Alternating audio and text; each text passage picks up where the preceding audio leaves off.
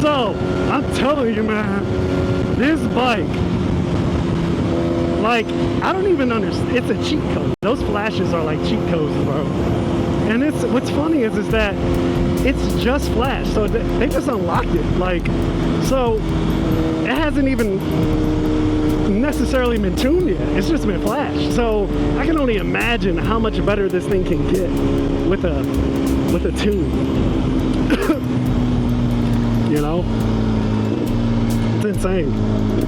Now I know why Dude-Mungus Gixxer is so fast, man. This thing has so much potential to be really fast. It's crazy. I think that's why people talk so much shit about Gixxers. They're just fucking fast. And compared to Ducati, compared to Aprilia, here you go.